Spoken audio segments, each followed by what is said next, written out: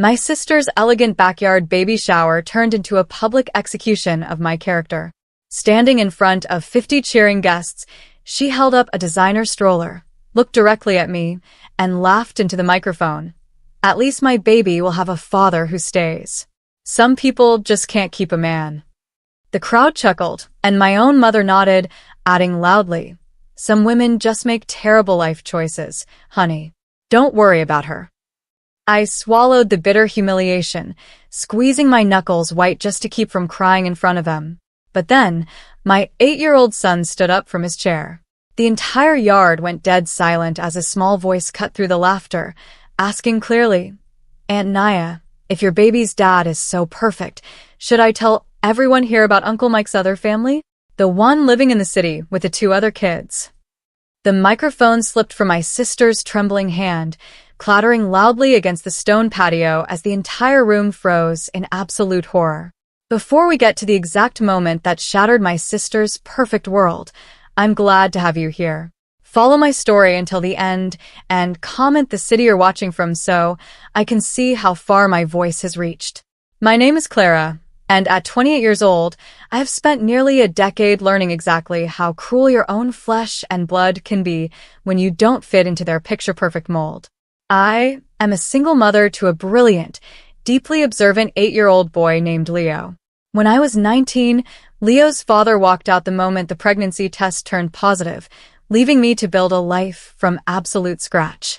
I worked 2 jobs, skipped countless meals, and spent my 20s sacrificing everything to ensure my son had a safe, loving home. I was proud of the life I built, but to my family, I was nothing more than a broken statistic and a constant social embarrassment. My younger sister, Naya, who is 25, was the undisputed golden child of the family. She was narcissistic, deeply spoiled, and pathologically obsessed with appearances. Our parents completely worshipped her, funding her lifestyle and treating her like royalty. Naya had recently managed to secure an engagement to Mike, a seemingly wealthy corporate executive who drove a luxury sports car and showered our parents with expensive gifts. The moment Mike entered the picture, my parents began using him as a weapon to degrade me even further. At every family dinner, my mother would drop heavy, passive-aggressive remarks about how Naya knew how to secure a real man, while I had just made terrible, low-class mistakes.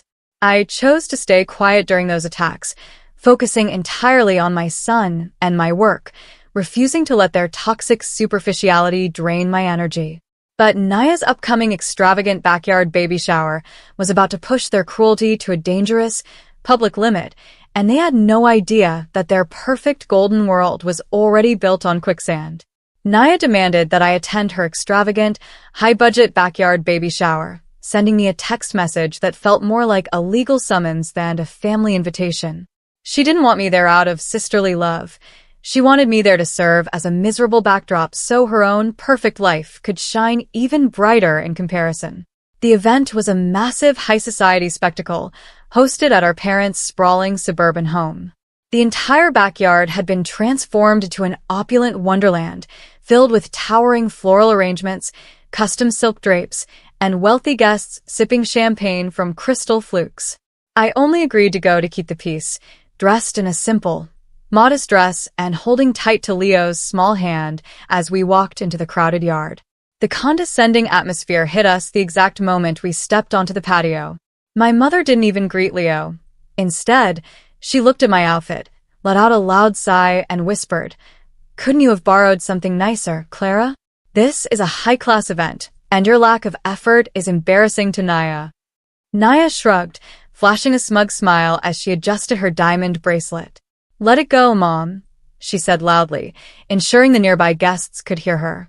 "We can't expect Clara to understand the standards of a 2-parent, wealthy household. Just be glad she found a babysitter. Oh, wait, she brought him."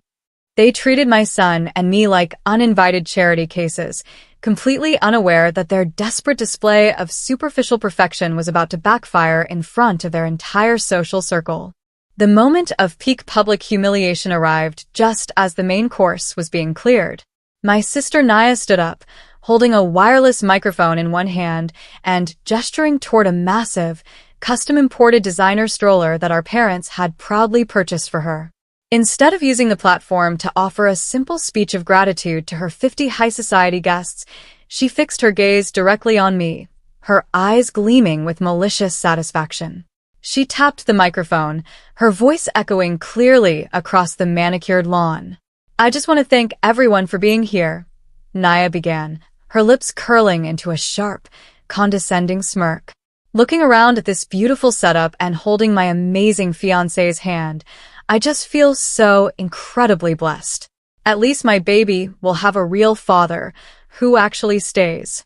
Some women in our family just can't keep a man, but I guess some of us just know how to make proper life choices. A wave of low, uncomfortable chuckles rippled through the crowd of wealthy guests, and people began turning their heads to look directly at me.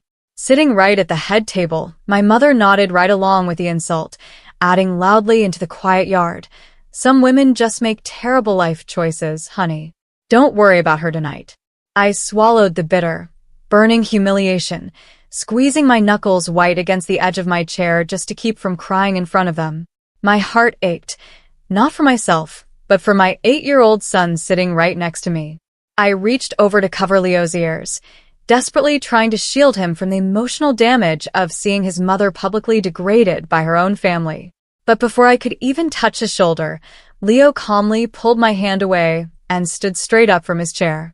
The entire backyard went dead silent as my 8-year-old son stood completely straight, his small but incredibly steady voice cutting cleanly through the lingering, awkward laughter of the crowd. He didn't look angry or upset.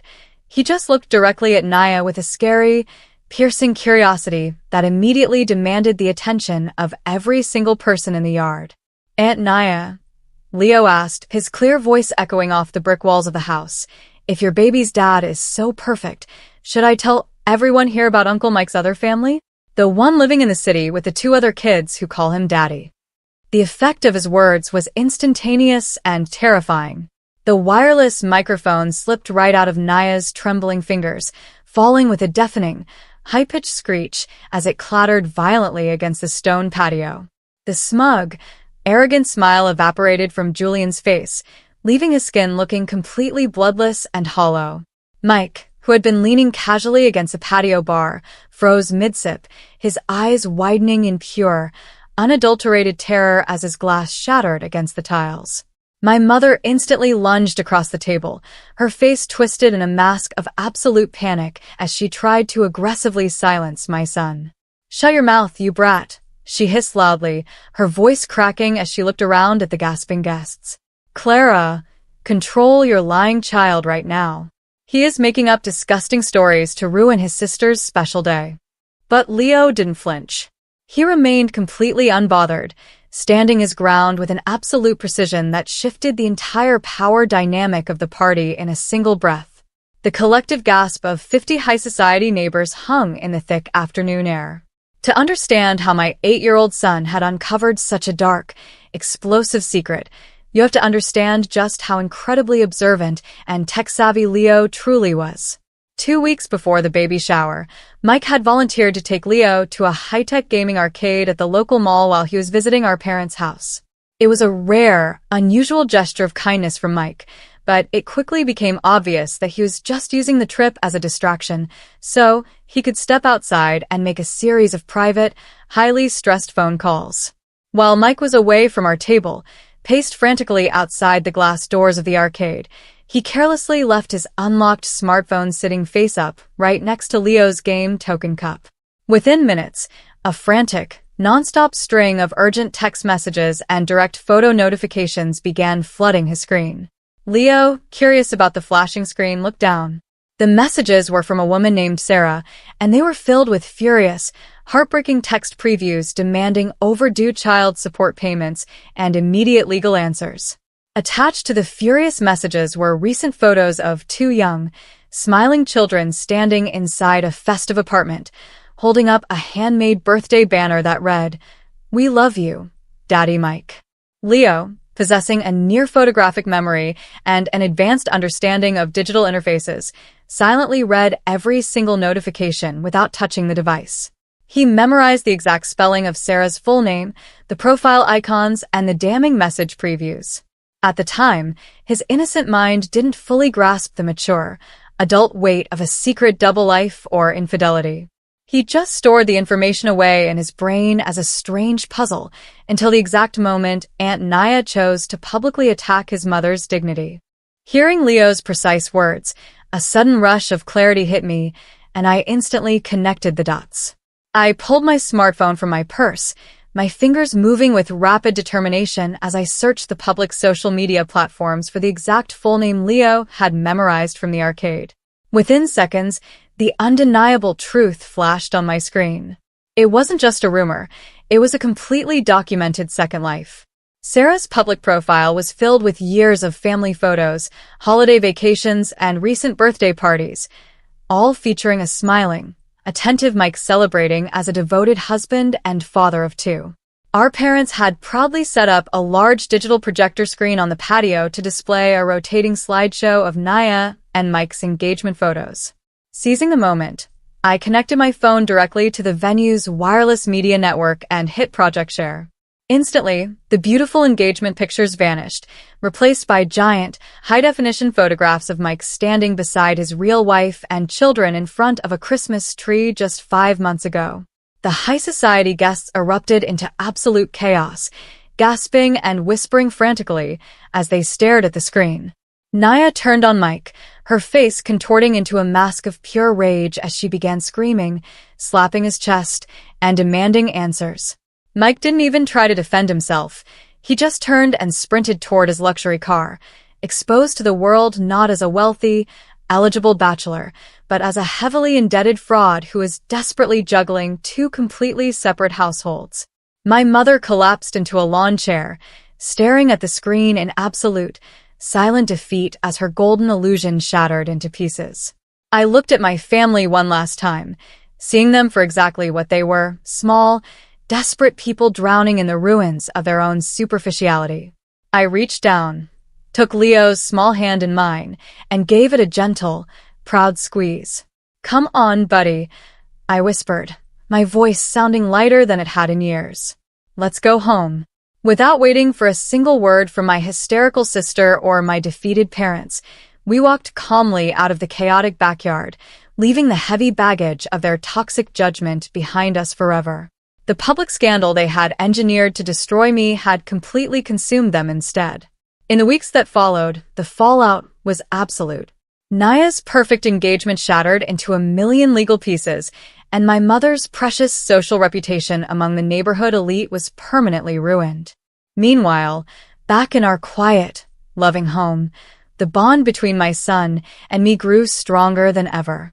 Leo had shown me that true family isn't about bloodlines or perfect appearances. It's about the people who stand up for you when the rest of the world tries to bring you down. Now, I'm curious about you who listened to my story. What would you have done if your child exposed a massive family secret to defend you? Would you have stayed to watch the chaos, or walked away like I did? Comment below. And meanwhile, I'm leaving on the final screen 2 other stories that are channel favorites, and they will definitely surprise you. Thank you for watching until here.